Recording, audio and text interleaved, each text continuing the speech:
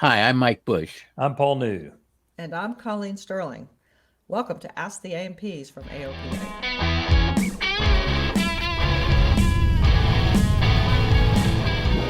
On Ask the A&Ps, we try to tackle your most difficult maintenance questions, and sometimes we actually come up with answers to them. So if you have a question, and we wouldn't have this show without them, please email it to podcasts@aopa.org, and we'll get you scheduled to appear on the show. And if you like the show, good answers and bad, please follow or subscribe so you never miss an episode. And if you'd like to get on our email list, our monthly newsletter and other interesting things, the easiest way to do that is to pick up your smartphone and text the word SAVVY, SAVVY, to 33777.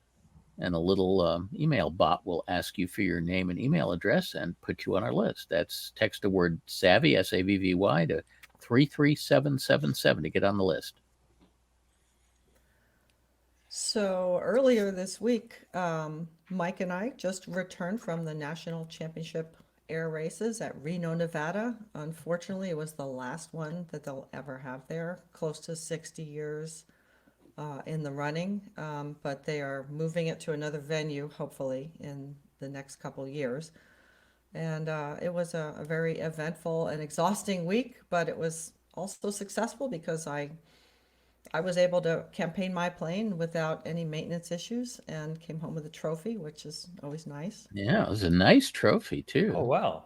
Yeah. So Very cool. my Dave, husband, Dave just got a plaque. no, well, there was a It- snafu. Dave actually got a trophy. Oh. They awarded the trophies based on how they would have raced on the last day, which ended up not happening. They had to cancel early. But instead, they should have awarded the trophies based on where he finished the previous day. So he ended up getting a third place gold trophy in the jet class, flying his L-39. Ooh. That's a picture of the start off of the pace plane. He's the red and white airplane shown in the stack up there in the chute. And then I got a trophy for flying in the medallion class of the sport class. There's me and Mike at the banquet.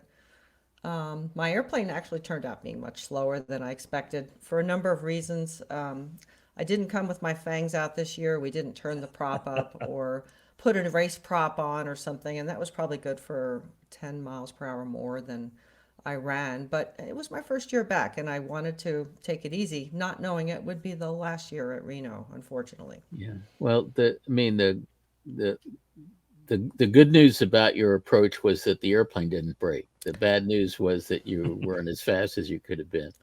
All Yeah, these guys, this is was my first and last, I guess, time at Reno, and it was really interesting to see these airplanes because the ones that weren't turbocharged mostly were carrying not nitrous oxide bottles in the back. I yep. hadn't even heard Five, about using five nitrous big oxide. bottles. Yeah, But they're putting apparently nitrous. they spray nitrous oxide. Same stuff that you get at the dentist's office if you're really lucky. Um, into the induction system it provides additional oxygenation Hmm. of the fuel, and it's almost like turbocharging.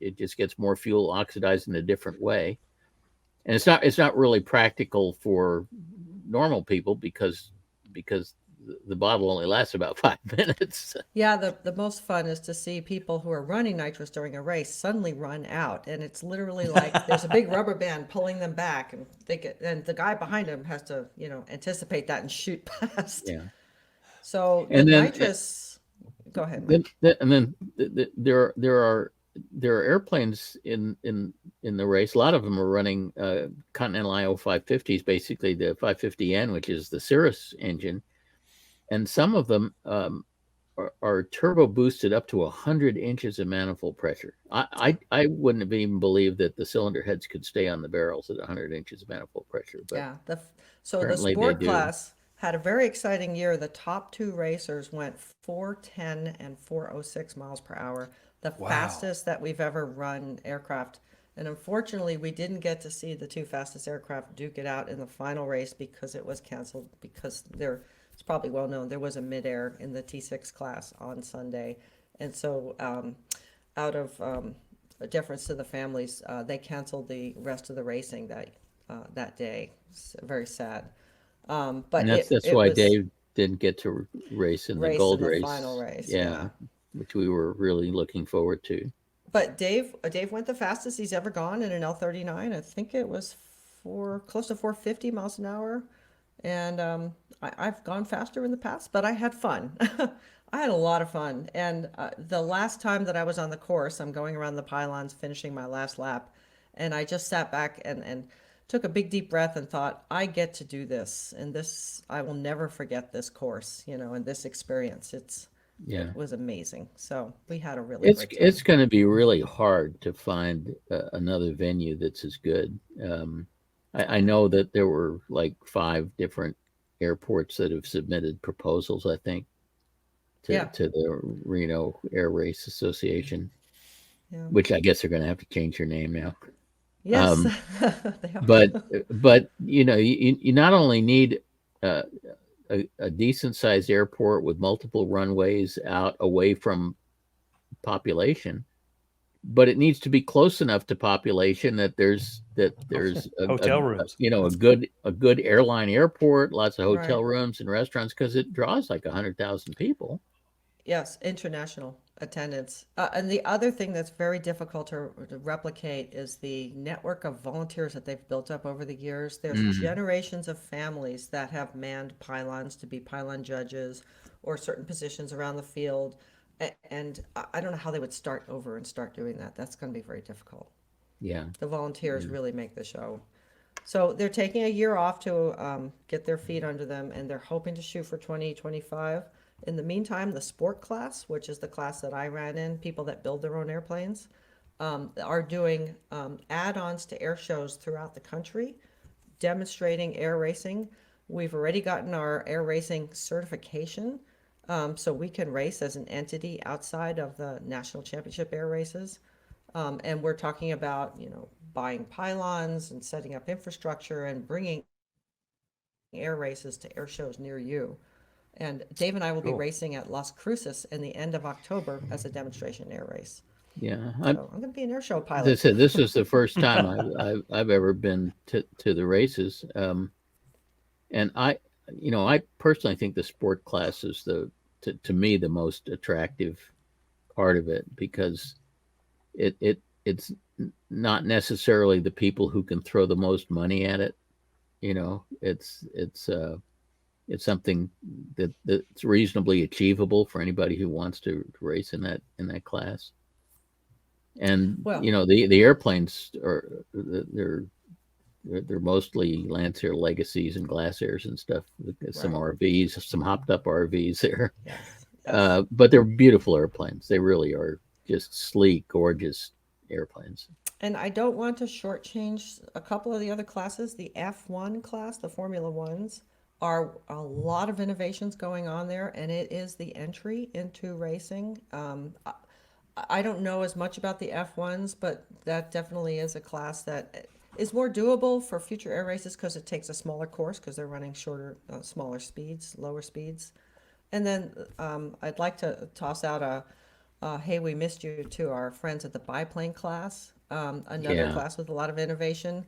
That class was canceled this year for complicated circumstances. They didn't race this year, and we really miss them. And we're hoping that they come back strong again on a smaller course at venues around the country. Yeah, there was that absolutely gorgeous biplane that was in the same pit area that Colleen's airplane was in, that I was just dying to see it fly because it just looked like a piece of It artwork. was Tom Aberley's Phantom, which was Yeah. a gold winner for many, many years before Tom unfortunately passed away, and is now owned by somebody else. And it was there as a display and a tribute to the class. Paul, you should have been there. I know. I wanted to. I was planning to go, and at the last minute, right? Before I was securing the hotel room, so to speak. Yeah. It's like, oh, wait a minute. What's that little thing on my calendar? And I had already committed to teaching a class in Tulsa for the whole weekend. Tulsa, Well, this was Reno, way more fun. Tulsa. I know, yeah, but Well. when you're the one that's going to talk for 2 days, they kind of expect you to be there. Yeah, that's too Yeah, bad. so yeah, it was too bad. I was ready to go. It was an exhausting week. We came back so tired, but it was so much fun meeting people, and the flying was wonderful, and we had the best weather we've ever had. It was really a wonderful Weather week. was phenomenal. Yeah, it was a Well. lot of fun. I ate more tri-tip and prime rib than I've ever eaten in my life. Good protein. Yeah, it was great. We had a party every night to go to. It was just a huge social scene. So much fun. That's cool. Well, hopefully that'll come back around in some form. So our first question is from Blake, who I'd like to point out is a newly minted private pilot. Congratulations. Yeah. He has a compass in his plane with a mind of its own. Go ahead, Blake. Hey, before I get started, I want to tell you I have definitely subscribed to the world of engine monitors. Right, Oh, good for you. I have about 73 hours in my Mooney, my first plane, and Monday of this week actually was gonna go chase the Northern Lights, and I've watched my plane and I know it well, right? So we're flying and we're leaning it out like normal, and I'm seeing irregular fuel flow that I do not normally see. And I have a friend with me who's a CFI who's like, "What are you doing, man?" And you just go by sound, call it good, right? And like I can do that, and it will run great, but it does not look right, and it's dark, and I don't know where I'm going to put this plane down if there's a problem. And we called it a night, and had our A&P look at it yesterday, and the fuel line was rubbing up against the header or the manifold, exhaust manifold. I mean, right against it, like starting to wear away at it, right? And I can only contribute to like it was starting to do some vaporization. Maybe that was some of the reason it was. I would think so. Yeah. It was touching the exhaust. Yeah, it was starting to rub through the metal part of the fuel line right there.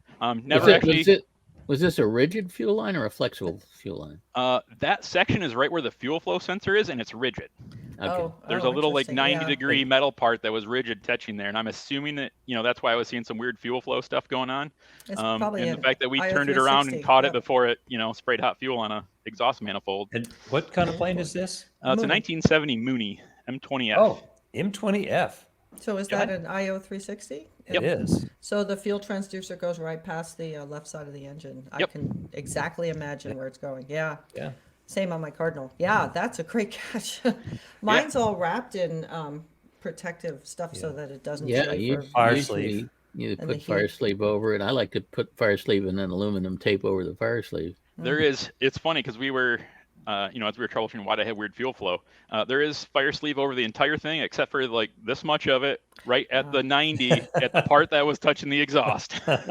Wow. Wow. Generally now- speaking, so is the 90-degree fitting on the inlet to the fuel flow transducer? Yeah. Or it's, Yeah. and that whole piece is probably about 6 inches long or something. Right. It's like comes down and goes underneath the exhaust and goes that way. Yeah. If you can avoid 90-degree fittings Yeah. at the fuel flow transducer, 45s are okay. Straight lines are way better. Creates Yeah. turbulence. Oh, It create- turbulence, right. Creates Makes total air in the sense. fuel. Yeah. Well, And we'll you want get to back be to that in a minute. We Okay. can go back to our question and Okay. that where my next course of action is that might play along with it. Okay. So I'll describe my problem a little bit, right? Is as I'm starting my instrument training, the compass is becoming more and more important. Not just following the magenta line, so to speak. Yes. Good for you. And have realized that my compass has a mind of its own. On the ground, it works fine, works great.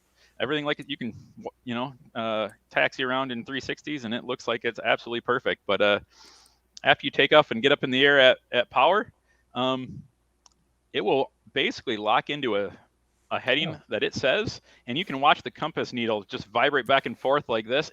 Even if you're doing 45-degree turns out there, it will not change. This is a Mooney, right? Yeah. Well, it's supposed to do that. Okay. No, it's not. Is this a wet compass or a vertical card compass or what It is kind a of wet. compass It is a wet compass. Yeah. It's an air path regular whiskey compass Whiskey with compass. real Compass, yeah. whiskey in it. So Yep. here we go back to those electrons that you can't see. This is my problem with electricity. It does stuff and you can't touch it, right? Well, this is right out of Star Trek. So you have this, everything was some sort of electromagnetic field, plasma, something. Your frame, the cabin that you sit in, is a steel tube frame, and it Faraday can get cage. magnetized. Yes. I have heard that. Yeah, so you get a But why would it be magnetized in the air and not on the Because ground? Sometimes. He's at higher RPM and he's got Yeah. more current flow through yeah, or he's something under the panel. yeah. So it's a ground return path as well sometimes. Yeah. Okay. Or he's turned on the nav lights, or he's turned on strobes. You know, But he all said- kinds he of said- things. That's why my reaction, but I'd be kind of surprised if Blake hadn't done this already, was Switch things to off. just start turning things off until the compass comes alive and figure out what the last thing you turned off was. Do you have pullable circuit breakers on your panel? I do. Well, Yeah, you it should would be some- go start pulling circuit breakers in flight when this is happening and see what breaker you can pull that makes it go away. Yeah. Would it make sense that at lower RPM or lower settings, it's not as bad? Yeah. Sure. Yeah, because there's less current flow and the ground path that Paul's talking about. Well- You said something about how you were flying at a slower speed at one point in rain. The rain Yep. was a distractor, but the slower speed and the lower RPMs is right on. And you said that the compass worked freely. So it's definitely RPM related, which the alternator is tied to the RPM because it's connected directly to the prop. So at Okay. lower RPMs, your alternator is putting out maybe less current and the problem goes away. So it's definitely a current issue. Current flow through wires creates a magnetic field around the wires, and that directly impacts your compass if those wires are close enough. You can tell she teaches this stuff. I teach it. And actually, in the section that I teach, we talk about compasses and we talk about magnetic shielding of compasses. It is possible to shield a compass by putting a high magnetic permeability metal cage around the compass so that the magnetic field, the exterior magnetic fields choose to go through the material instead of through the compass. It's just trying to drive home the concept of magnetic permeability, which is like low resistance to magnetic fields. So it encourages the fields to go through the material. So why doesn't it do the same thing for the magnetic field of the Earth and make the compass not work I'm not anymore? sure about that question, but So yeah, that's a another good question. piece to add to that story. I had one of the mechanics on the field that suggested the same. Turn things off, do a mag check, see if it follows either mag, pull breakers, and he asked about the alternator breaker and if I had a circuit to be able to pull the alternator field to check that, right? And I was like, yeah, I'll do that one of these days. He's like, you should probably do it like over the when you're close to the airfield, and you electric gear in case if for some reason it doesn't come back on and you're good to go. And I think people say things and then they come true. It was probably the next flight. I was doing an approach at an airport probably 20 miles away from my home airport, and as we're climbing out after that, my engine monitor starts flashing at me that it has -7 amps, right? Oh. And look at it, and sure enough, my lead to the alternator broke off, and field my wire, field yeah. lead had broken off. And I would That's say never happened to me. at the time, I'm not 100% sure if I had the the mental capacity to go not worry about the issue and making sure I got back and communicated and got my gear down before electrical died and all that other stuff. If I really paid attention to if the compass was acting normal at that point in life, that would have been the perfect opportunity. You can pull the field wire. I can. I'm field breaker. There's a breaker for it. Yeah. Yep. If it's pullable, Yep, that I would do be- have Yep. that. Or just shut the alternator off with a split switch if you've got that. I do not have a split switch. Okay, I'll have to That's have to not- pull the yeah. field. Well, I have one more little thing to add. Yeah. And there's some Mooney people that have been waiting for someone to say this. So I'm going to say it. May not be the problem. But there's an old thing if the steel frame becomes magnetized, it can be permanently magnetized. You have to degauss it, is what they call it. I have read that. Yeah. So I would and be careful when you do this, because there Take are your things in radios the out. airplane that you don't want degaussed, like certain permanent magnets in your nav indicators, the little needle movements and Or those the sort of things. alternator?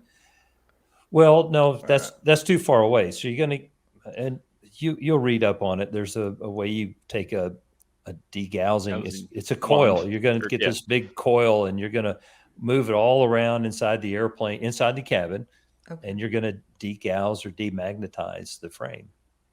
So I would definitely do that. I can't believe that it's a magnetized frame. If I it don't doesn't think have it it on the is. ground. I don't think it is, but if it's slightly magnetized, a little bit of extra current that we're talking about could aggravate that. And so if you're going to get into all this whole process, you want to degauss it just because it's a cool, fun thing to do. And Hey, Blake, do it. where is the compass mounted? Is it on the glare shield, or is it out on the windshield, or where is it Or the mounted? panel. It's on the metal bar that goes through the Yeah. windshield there. On the metal bar where the current flows. Yep. Yep. know, I have I- brought other compasses up in the air with me to see if they do the same thing, and they do.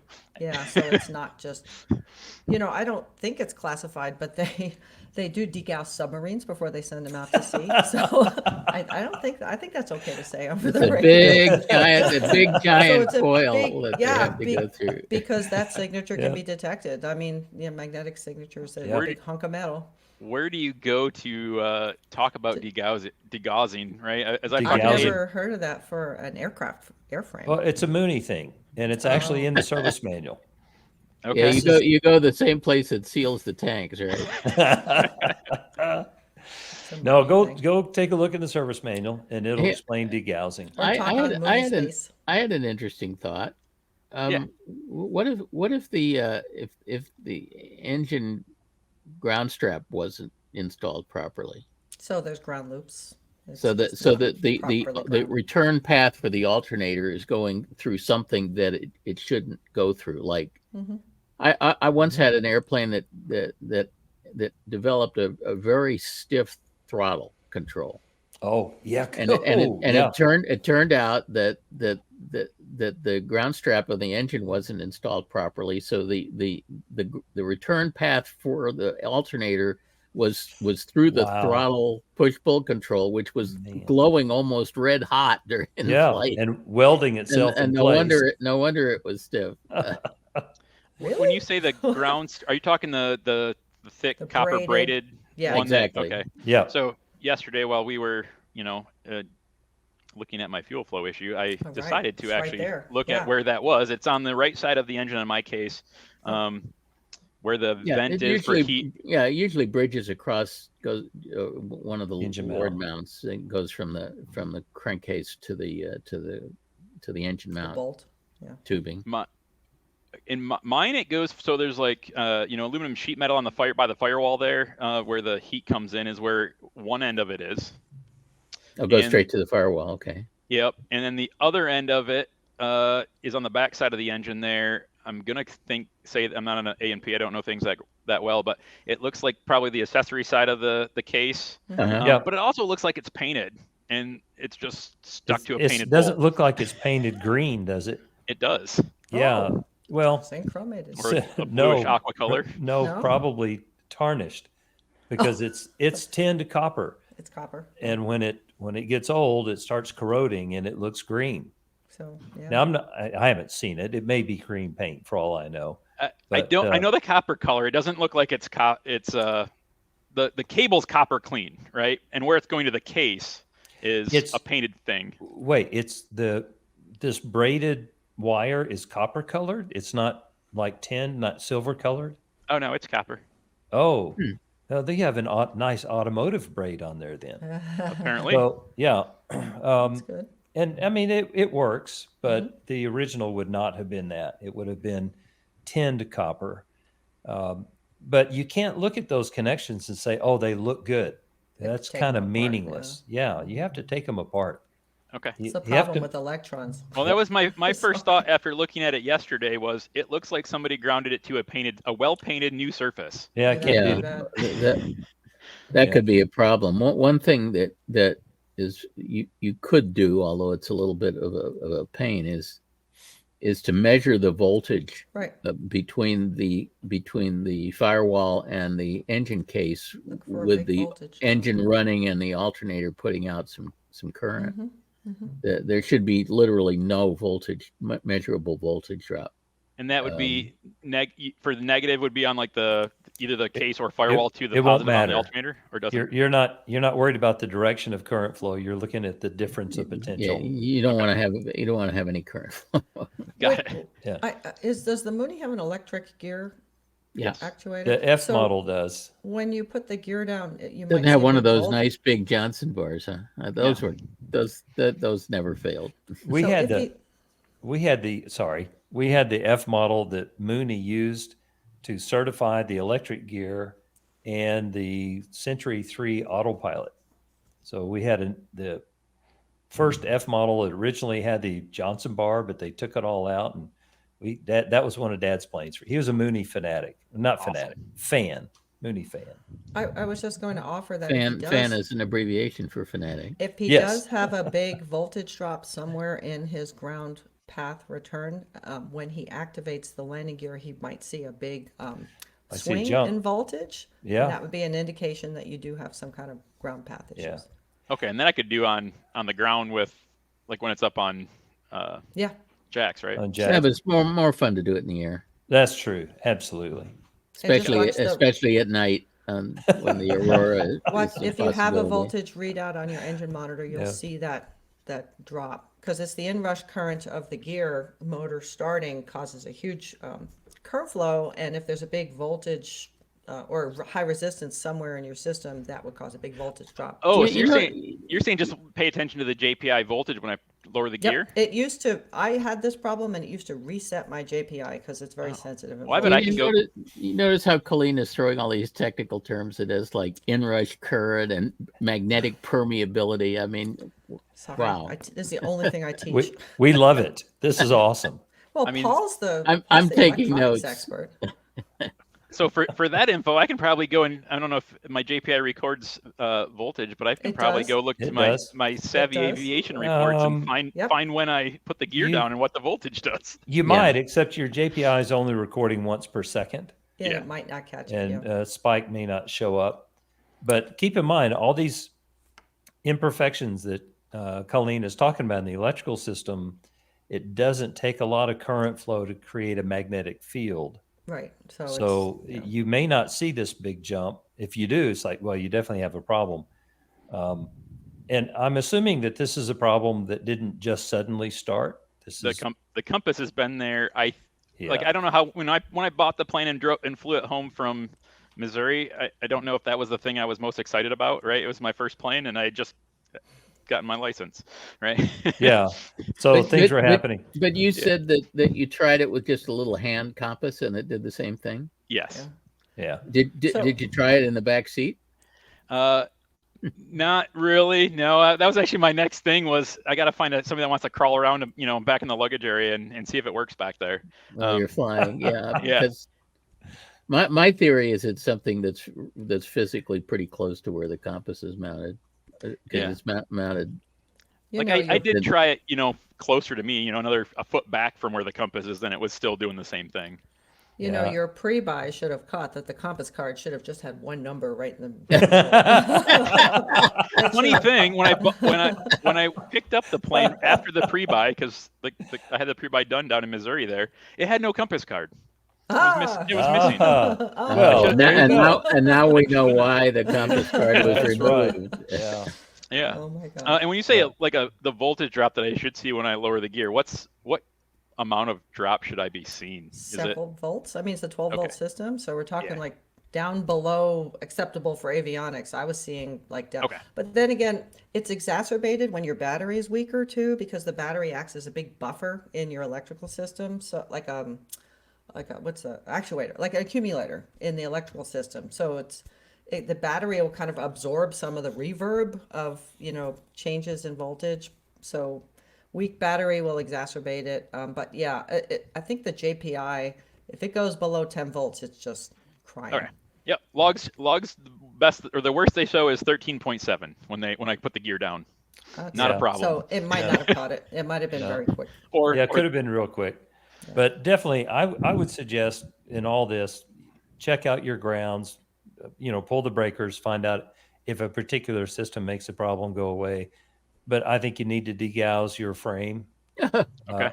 I just really do, because if you're holding it in your hand, a foot away from where the other one is, and it's still doing it, it's not the thing that it's physically bolted to. It's all around you. It's all around you. Boy, I tell you, if it was my Mooney, I would try everything else before I went to degauss the frame. Oh gosh, degaussing is cool. Sounds cool.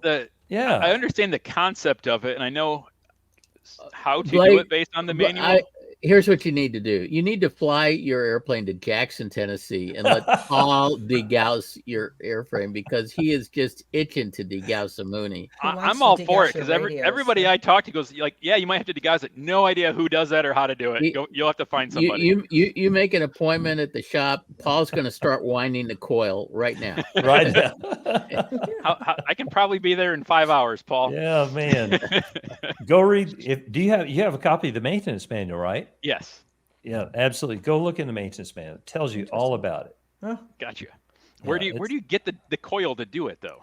Oh, you'll find go to some alternator or Harbor starter Freight. shop. I was going to say Radio Shack, but they don't have those Yeah. anymore. They don't have I don't those. think. Yeah, it'll be a big, massive, heavy thing. You plug it in, and you feel kind of stupid. Don't do it when other people are looking, because they'll think you've lost your mind.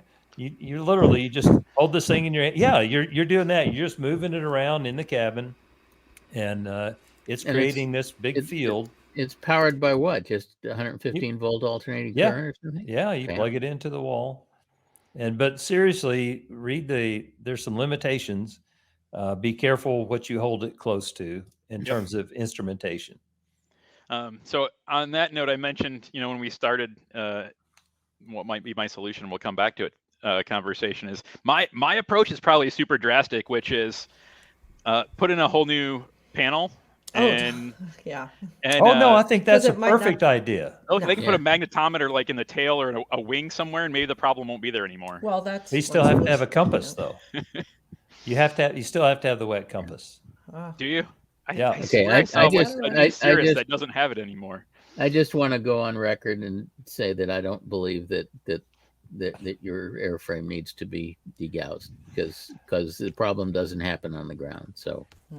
Yeah. Well, I'll start with my ground that looks like it's on a painted surface I noticed yesterday. That's a good start. I'm sure you will come back to us when you have found the problem, and we'll find out whether Paul's enthusiasm for degaussing your airframe was appropriate or not. Well, here's the deal. So you have to do one step at a time. You can't do fix the ground, pull the breakers, and degauss all at once, because otherwise we'll never know. Yeah. I'm an IT data guy by heart, so I love very methodical, one step at a time here. Good. We will we'll go fly this weekend and pull breakers. Mm-hmm. Okay. If that doesn't work, we'll take the cowling off and check the ground, and after that, I guess I bring the plane to Paul. Nice. You can degauss this yourself. That's why it's so much fun. Then you get to tell people, yes, I got out my magic wand and I degaussed the airplane. Sounds good. I will report back on what we find. We're Awesome. going to be waiting for that report. I thought Absolutely. this was a great question, Blake. Thanks for thinking of us. We like this. I appreciate the time, and I thank you guys for preaching, Lena Peak and engine monitors, because I truly believe that, if I continued on my 3-hour journey last weekend or on Monday, things could have been really interesting. Do we preach that? Yes, you do. We do get kind of preachy. Good. Well, we're glad you're still with us, Blake. Yep, absolutely. Thank you. Good luck on your instrument rating. Thank you. Yep. Okay, thanks. Yep, Bye-bye. bye-bye. See you, Blake. Our next question is from Lenny, who is ready to pick up the wrench, but he's worried about the trouble that could come from it. Go ahead, Lenny. Yeah, Lots of trouble. Such a pleasure to talk to you guys. I feel like I'm talking to a bunch of my friends. So Yeah. I started working on airplanes when I was 14. I'm 54 now. I was wiping the oil off 421s. My dad was a charter pilot. Oh, cool. And so that's how I paid to get my pilot's license while I was still at high school. But I chose a different career path, and I'm retiring this year after 30 years as a high school teacher. And so I'm going through with my plan. I'm an apprentice machinist, and I've got my light sport repairman maintenance rating, and I'm working on my A&P for about 2 years. I've got 3 A&Ps, 2 IAs that I'm working with and getting this done. So I'm going to do it no matter what. That's the bottom line. But as I was thinking, because I make extra money as a handyman and a tutor, that I can make more money with no liability tutoring algebra students than I can, working on Cherokees and such. But general aviation is what I want to do. I don't want to work for the airlines. I want to work on the airplanes that I fly. So I'm worried about the liability mostly because I have assets now, and I don't want to. Obviously, I'm going to be very careful, but I just want to. I'm more worried about other people. Like, how is anybody going to make it as a mechanic with the amount of liability and the lack of pay? Really, I mean, it's just sad. And I've heard Mike talk about this a lot from his webinar from the pilot's perspective about finding mechanics.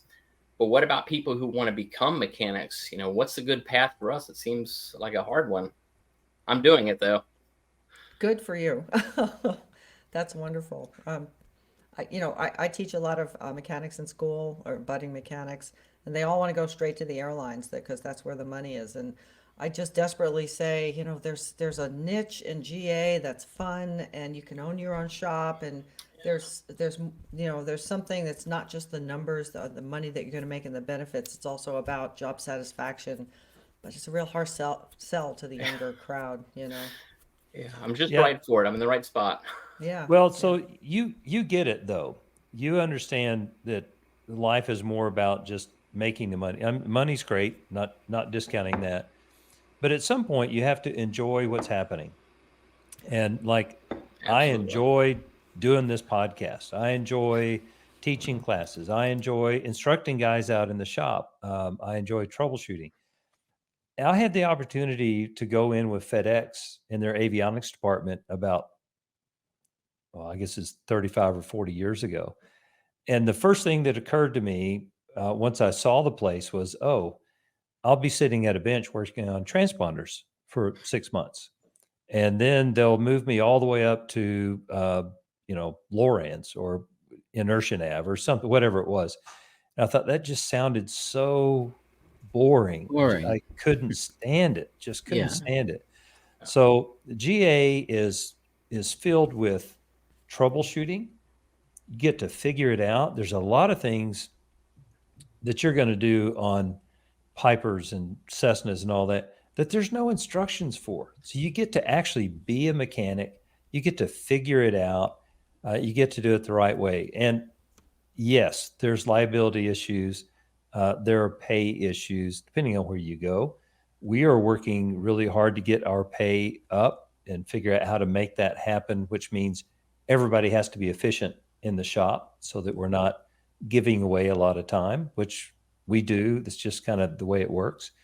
But I think the pay scale is coming up. People are figuring out that it's not the mechanic's job to make flying affordable. That's something that I say a lot. When somebody shows up on a Saturday with a broken airplane, I don't necessarily feel obligated to give up my personal time on a Saturday to go fix their airplane. I will, but you see what I'm saying? There's that little give and take that has to happen because mechanics have lives as well.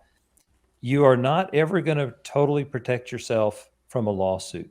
I don't care what you do, whether you're driving a car, work on a motorcycle, speedboats, whatever. You can just do the best you can do. And if you do it right, you document it well, follow the rules, you can't be worried about lawsuits. You just have to say, you know what? I'm doing the best I can. I'm doing it the right way.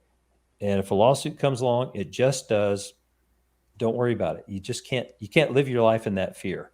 Yeah, you have to. I mean, the aviation is an industry where liability is inherent, and you can either try to avoid liability, which I think is the wrong approach, or you can insure against it, which I think is the right approach. You just have to get insurance. It tends to be kind of expensive, but then it lets you do the right thing and not have to, be worried about liability all the time. Which is, way too many bad maintenance decisions are made based on, Yeah. on Cover. avoidance of perceived Right. liability, Right. and Yeah. it's a really pernicious thing Yeah. in this business. Replacing the engine instead of Yeah. putting on a new exhaust gasket. It's like, come on. Lenny, Exactly. where are you based? What airport are you at? Hampton Roads Airport in Chesapeake, Oh, Virginia. PVG. PVG. I used Yeah. to be Okay, it's based there a long pretty good time ago. size airport. Yeah. Yes. Mm-hmm. I'd like to run an idea past you, which is something that I've been entertaining because I think the time is right for it. And that is the possibility of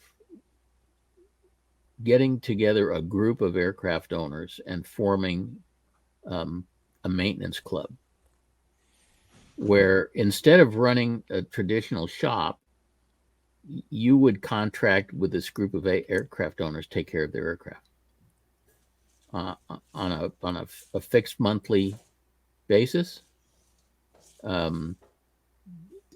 And you could probably make a lot more money that way than you could ever make working for a traditional maintenance shop. You could probably negotiate some waiver of liability to these owners because you're basically part of part of an association you'd be creating for this purpose. It's kind of the maintenance analogy of a flying club. It's also similar to like a boutique medical practice. And I really think the time is right for that. I think the traditional maintenance shop model is causing a lot of problems Some right now. airports might not allow him to operate like that on the field. I think that they That's discourage. that's certainly part of what needs to be dealt with. But Yeah. The only thing airports worry about is what facility you do maintenance in. Sometimes they prohibit maintenance in hangars. Right. Some airports do, some airports don't. I mean, I think that's a terrible practice because it discourages aircraft owners from working on their own airplanes. But I wanted Yeah. to suggest that maybe a shop on the field might object to him doing something like that, but I think so many shops now yeah. are overloaded that they Yeah. just don't. Well, and Exactly. you have to allow competition. I mean, Yeah. that's what this country's built on. Yeah. So a shop that objects is a shop that they need to get out of the way. And if the airport supports that shop, supports that monopoly, I think You have that's a to- you have problem to with the federal challenge 'em. government. Yeah, Yeah. you have to challenge them because the federal government can't do that. And Yeah. if it's a federally funded airport, which they they can't- almost all are. they almost all are. They can't give preference to one place over another. But if you can find a place to work now, I don't know. That's a big jump for a freshly minted A&P to jump into maintaining a group of airplanes that Yeah. you may I or don't may know if not I'm up know for enough that. about. Yeah, Well, Can but- you start with one or two, or do you have contacts or people that are interested in having you well, work it's on their not that. planes? To me, it's not the business part. I mean, honestly, if I showed up at the airport and went around and told everybody, hey, if you have a Cessna, I can be your Cessna guy and we'll do this thing. That might work. But Lenny doesn't have the experience on these airplanes to know what he can and can't do, or there's a lot of things that you kind of have to know how to do, and experience is the deal. I think he needs a little Yeah. bit of mentoring. So work in a shop for a couple years. Yeah, and work in a shop for a little bit. You under get- their liability insurance and their Yeah. tools and Yeah, and then you kind of get the lay of the land. You figure out how things go. Get your IA, because Yeah. having a shop without your IA Yeah, makes you you'd really- you'd- limited. Yeah. That's a Yeah. good point. You really probably do have to work in the field for to 3 suck it up years. for a little bit. Yeah, Yep. that's part of the plan. I'm not sure what airport I'll be at, but I've been really lucky to have the mentors that I have right now that are really, doing great jobs, expose me to a lot of different things, and Mhm. I'm very fortunate. So yeah, I'm definitely going this way, and I like that idea. I heard you talk about that on the webinar, Mike, and I thought that was a great approach to doing it. I'd also maybe like to get into helping some of the high school kids and growing mechanics that way, because I think I have something to offer as far as teaching and that sort of thing. And so maybe I can pull it all together. That would be great. I really think that we need to start bringing people into aviation maintenance when they're in high school. I think that would be a wonderful. You know, I would love to see an Explorers Club that does aviation maintenance. I did an Explorers Club for a while, just introducing people to GA. But meaning Explorers as in Boy Scouts, which is now open to both sexes. Yeah, you can have Explorers Club. Dave learned to fly through an Explorers Club. It's a great way to reach out to kids, and one specific for maintenance. What are they calling themselves? Person Scouts now or something? I don't know what they call it, but I mean, even just like building an airplane, you know, just finding a really simple airplane and using the club as a mechanism to there's at least one of those out there that I've heard of, that one place doing that. But most of them are geared to creating pilots, but you're right, not many for mechanics. But because piloting is all flashy and all that. Yeah, you know, with your background as a teacher, that would be a wonderful a retirement project, I think. But I want to move out of teaching and move into wrench turning, but maybe I can put it all together in a couple of years. Them. Yeah, put the two together. It's frustrating how schools are doing away with a lot of the shop stuff. So not in Tennessee. Not in Tennessee. Whichever side of the aisle you're on, we have a governor that is very pro vocational. Oh, it's just huge, and it's that may be in the cards. Important. My wife is from Franklin, Tennessee, or she lived there for a long time. So maybe. Well, we have a pretty phenomenal VOTEC. Well, you can't call it that anymore. The technology schools, and whether it's nursing, welding, auto mechanics, or if you're in Memphis, A&P. So the A&P school in Memphis is part of our state.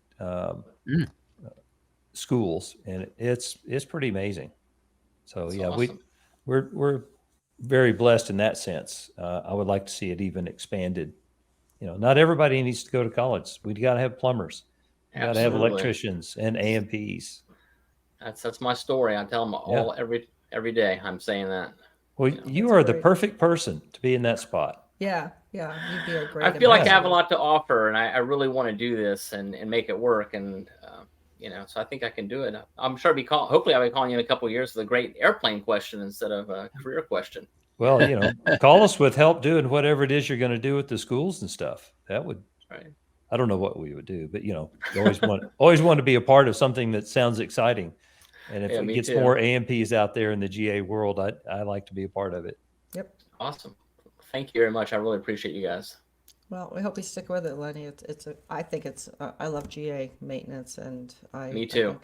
We're trying to make it attractive to people so that they don't just go follow the dollars. Exactly. Yeah. I worked on an airplane this morning. I got metal shavings in my hair and the whole bit. Oh boy. That's awesome. I want to be like that.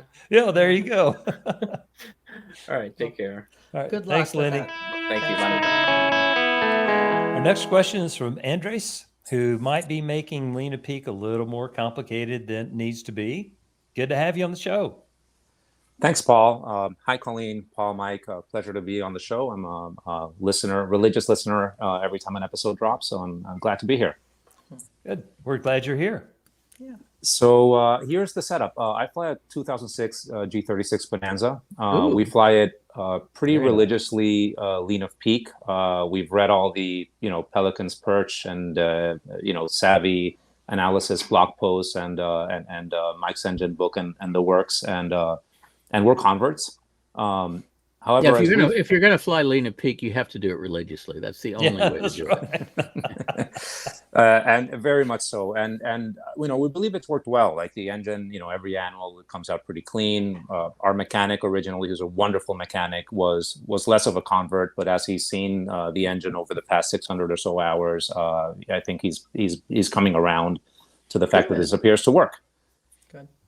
Now for my question. So I'm having a little bit of a potential overcomplication, as Paul said it, or dissonance between the famous red box or red fin and just following CHTs and following maybe the simpler method espoused by Mike, which is big red pull till roughness and then richen just a bit. And to make it specific, so if I'm, at lowish altitude, so let's call it, 2,500 feet or 6,500 feet, and I lean to roughness and then richen, I will stay, well out of the red box usually, but I have plenty of space to continue to richen the mixture, get a little bit more airspeed, trade off some mileage for sure, but still stay well below 380 CHTs in the 350 to 340 kind of range. But if I look at my Delta EGT, I'm well in the red box or maybe the orange fin. So my question is, what gives, right? Is the red box kind of more of a guidance and what really matters is CHTs, or am I risking high ICPs and potential cylinder damage? Well, I'm fascinated to know how you know where this red box is. Well, by reading, Because by reading the columns. you obviously have a different methodology than I do. Look, So Mike, there's a theoretical red box, which is based on internal cylinder pressure. The only place that red box exists is in George's test stand in Ada, Oklahoma, because he installs tricked out spark plugs and he can actually see what internal cylinder pressure is. But the rest of us, we great unwashed people, don't have the ability to see internal cylinder pressure. So the only proxy that we do have, which is fairly closely related to internal cylinder pressure, is cylinder head temperature. So there's George's theoretical red box, which he can measure in his test cell, but the rest of us can't. And then there's sort of the practical red box, which is based on CHT, which we actually are able to see. So you're talking about this very mystical concept to me of being outside the practical red box, but inside the theoretical red box, I guess. And that's exactly my question, Mike, is there something in that theoretical red box that is of value that I'm perhaps not capturing by just looking at CHTs, where I might be inadvertently, being more aggressive with my richening post the big red pull than I ought to be? Well, again,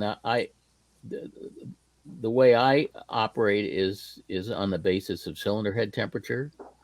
And I understand that cylinder head temperature is not a perfect proxy for internal cylinder pressure, that there are some other things that affect it, such as outside air temperature. So if you were flying in very cold weather, you might want to lower your CHT target below, say, the 380 that you normally use. But other than that, it seems to me if your CHTs are at or below 380 degrees, you shouldn't be stressing about red box issues. Yeah, that was my first thought. That is very comforting. The bottom line is CHTs. I mean, we can't measure ICPs. I mean, all I can tell you is I've been doing it this way for many, many decades now, and my engines are very happy and living exceptionally long lives beyond what they owe me. And so I just think the introduction was you're making it more complicated than it needs to be. I think you're making it more complicated than it needs to be. Which is good news. That's good. But that's fantastic news. Yeah. And you're not turbocharged, correct? No, normally aspirated. What kind of altitudes are you typically cruising?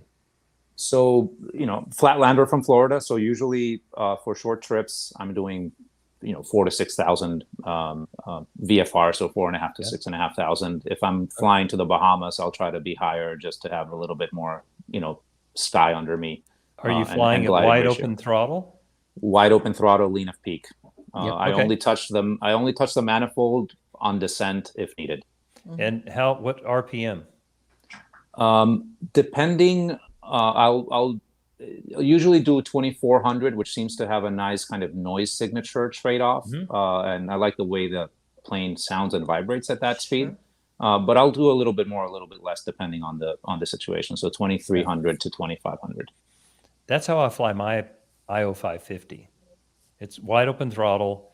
I back the RPM down. Well, I don't have the control that you have, so I can get down to about 2,450 because mine's not properly rigged. Someday I'm sure I'll fix it. You haven't installed that STC that gives you a third lever, huh? I get close enough. I can get it down to 2,450. It does just fine. And I'll go lean a peak at the lower altitudes. I go till, well, mine doesn't run rough, so I can't really use that. But I know where my fuel flows need to go. So at lower altitudes, I'll just go to 13.5 gallons an hour, 14 gallons an hour, whatever, depending on how fast I want to go. But when I'm at 6,000 or 7,000 feet, sometimes I'll lean for airspeed because CHTs are always cool. And I'm, by virtue of the altitude at 6,000 feet, hot day, I may be at 7,000 or 8,000 feet on the actual altitude, pressure altitude.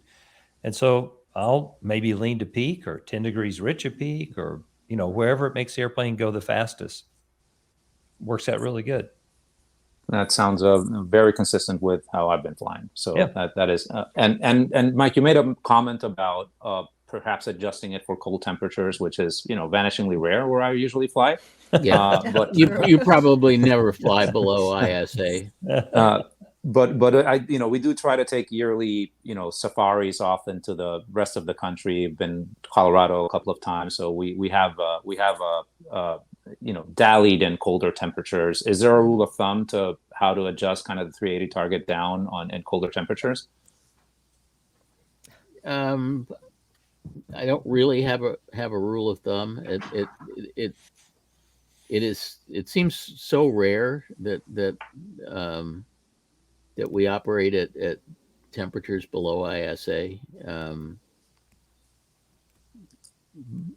But if it was really cold out, I would probably drop my target maybe 20 degrees Fahrenheit or something like that. That's fair. That's not scientific, but I don't think you need to be scientific. Most people make this too complicated. It sounds like I was one of them until 5 minutes ago. The red box doesn't. The red box isn't a box. It George teaches that way, but it has fuzzy boundaries. Okay, I like to think of it as a yellow box in which there's a red box, and inside of which there's a magenta box. And the deeper in that you get, the worse it is. It's a very fuzzy thing. It's not a sharp edge thing where 3 degrees on one side is really great and 3 degrees on the other side is just terrible. It doesn't work that way. Oh, this is helpful. Sorry, Colleen.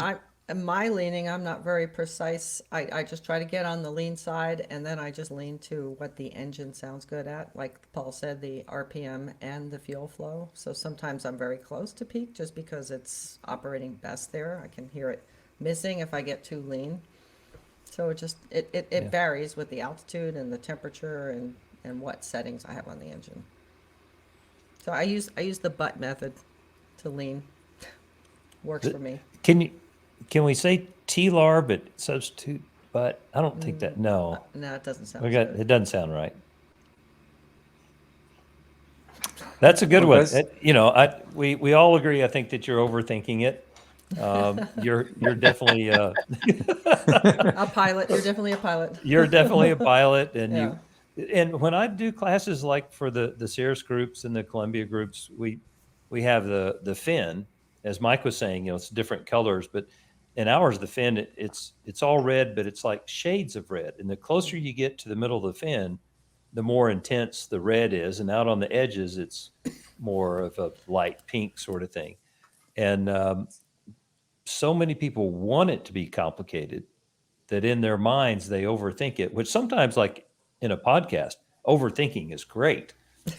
We wouldn't have anything to say. Yeah. That's right. It sounds so much words. better. Yeah, like Colleen's been using big electrical magnetic words. Permeability. That's right.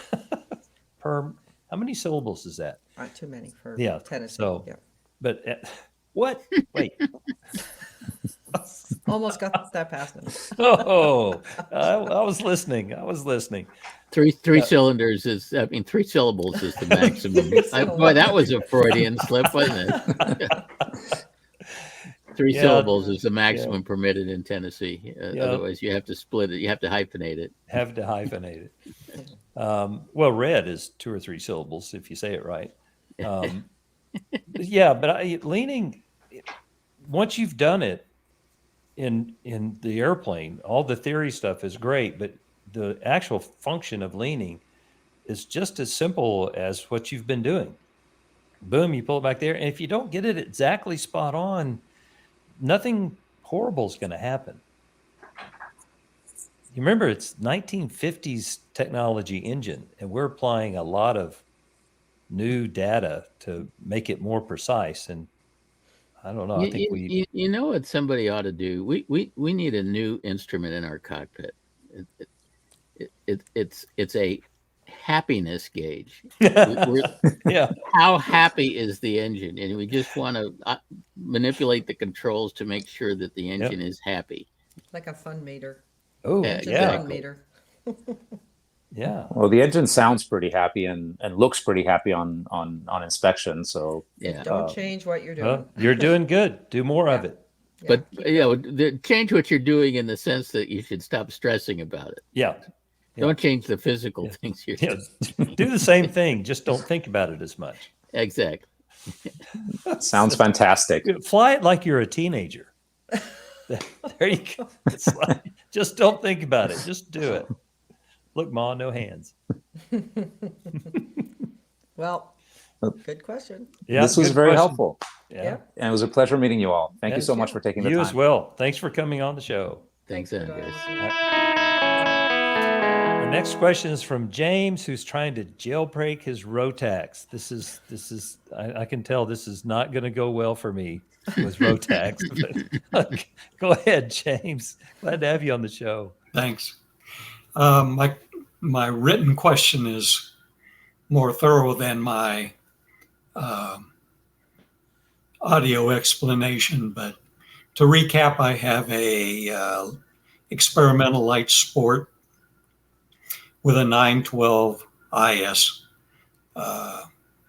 And for those who aren't familiar with a 912 IS, it's a Rotax engine, has 2 computers controlling the system. Each cylinder has 2 fuel injectors, 2 spark plugs, and it has dual fuel pumps.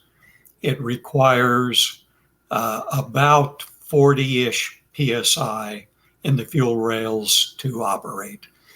The computer programming is accomplished by dongles, and I have a level 3 dongle, which would allow me to download and update the software of the engine if Rotax came out with any new software. I probably should have gotten a level 4, which allows people to actually change some of the parameters of the way the engine runs. And at full power, 100% throttle, there's a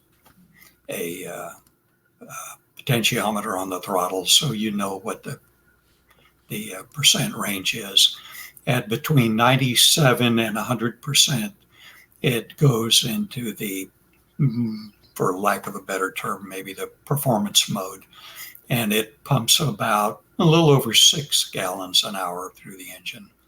And when you pull it back to 97% or below, it goes into the economy range, and it gets much more thrifty, and it'll do about 4.2 gallons an hour. And if you pull it back just a little bit more, you can get about 4 gallons out of it. And at 4 gallons per hour, the EGTs are the only thing I can look at because it's got coolant temperature versus individual CHTs. So you don't know what each cylinder is doing. You just know what coolant is. So it really isn't an issue, of course, because it's got, coolant. but just judging from the EGTs and the experience I've had with other engines, I think it could be just a little more frugal. And maybe Rotax doesn't want to go there. And I was wondering if I could change the fuel flow. The easiest way to do it, of course, would be to hack the programming and change the fuel injection. Yeah, I don't think this is your phone. I don't think you're Well, going to jailbreak does the same way you Right. jailbreak your phone. Does this level 4 dongle allow you? What does it allow you to do? It allows me to do troubleshooting, reset any alarms and alerts, and then if there's a program that it'll allow me to change the program of the computers. Wow. So it You- sounds like that's what you want, right? Yeah, Yeah. by changing the program of the computers, are you saying change the leaning schedule? Or On the level 4. I'm sorry. Yeah. On the level 4, you can do that.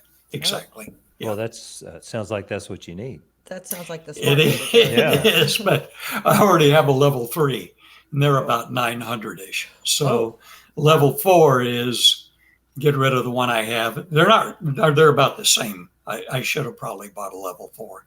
I don't know. I didn't even know if they were available. For what I planned to do when I first bought it is just use it to reprogram mine if there was new software that came out.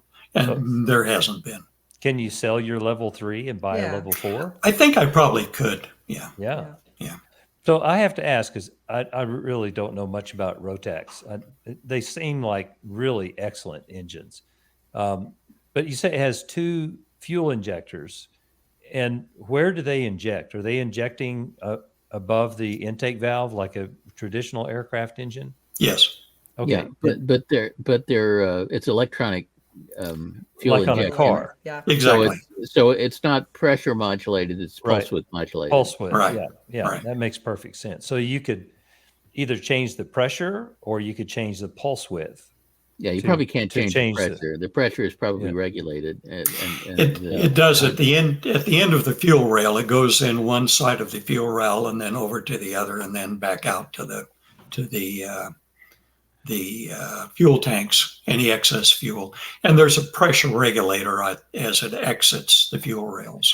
Okay. So now, being the orneriness that I can be sometimes, I'm not used to an airplane that flies at 4 gallons an hour. Yeah. What are you And complaining about? how much more frugal are you looking for, and Yeah. why? Just to play with it. Oh, Can't, okay. can't not touch it. Right? Can't not touch it. It's wet paint. You have to do something. During COVID, I ran out of things to do, so I put a yaw damper on the airplane. So now I that's have important. So now I have a full 3-axis instead of a 2-axis Very autopilot. nice. So I love it.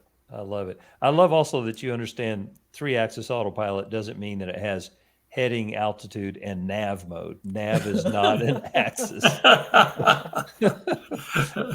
Yeah, boy, back in my avionics days, yeah, I have a 3-axis autopilot. Oh, you have a yaw damper. A what? No. Yeah, I can't get past the why part on that much fuel, but yeah, it sounds like you need a number 4. Yeah. Well, I was thinking if the fuel pressure regulator, there's enough cushion in there that I think if you could do it finely enough, I think you could get the fuel pressure down to the point where it would be just beginning to lean each fuel injector before you force the engine to shut down. But you're also going to lose if you lower the pressure. You're going to lose your fuel max flow on takeoff. Yeah, takeoff. You don't want to do that. Oh no, but it would have to be a cockpit controlled fuel regulator. Oh, wow. Yeah, things just got really It complicated. sounds like a big change. Hey, Yeah. Yeah. I got an idea. Let's come up with another project for James. Something to distract him. Yeah. Well, how about Behringer brakes or something? We do something. Oh, clipped wingtips or Nitrous. Try nitrous. That's Ooh, a, Nitrous. There you go. there you go. Nitrous. it's a pretty short wing span anyway. Yeah. It's a paradise. There's only 13 or 14 in the U.S. Oh, I, interesting. And I it- think it nitrous looks for like a- takeoff. Short wing piper This is what it looks like. is Yeah. an ELSA, not an SLSA, right? Correct. Yeah. They obviously have SLSAs. Mine is the only ELSA in the U.S. Okay, so because it's an ELSA, you're allowed to hack the software in the Yeah, engine if okay. you could get at it. Yeah. We weren't sure. We didn't know that from your written Yeah. question. So. Other people have bought this engine without the computers, and I don't know the history behind Right, it. you but know, they were going to put software in it that would run, car engines and all of that. I And think you it's- should leave the Rotax software alone. I think what Yeah. you Yeah. need to be working on is an Autoland system. Yeah. I think I could get mine You to know, do that. a few transducers and a Raspberry Throttle. Pi or an Arduino or something, and you Yeah. could. Yeah. An auto throttle. Yeah. Yeah. There you go. I wish I had 4 gallons an hour. That's pretty darn nice. Yeah. That is $100. You wish you had it. Imagine what I'm thinking. Yeah. Yeah. Yeah. Well, sorry, not a lot of sympathy for you, James. Well, James, she's treating you like she treats me. This is Yeah. that hurt. Yeah. No, that sounds like a great engine. Yeah, it does. Yeah, leave it alone. Or get the number 4. Or get a number 4. Yeah. Yeah. Don't mess with the fuel pressures. I think that's It's there for a reason, right? yeah, I think you're messing with something that you're not going to be able to understand the results well. I take it that this engine is out of warranty, right? Oh yes. Yeah. Okay. I have about 650 hours on it. Yeah. Oh, wow. Wow. There you go. All right. Well, aside from the Sorry. facts that it was Rotax and I had no clue about anything, that was a great question. That was interesting. Yep, I learned something. It uses a Level 4 dongle. dongles, yes. Level 4 dongles.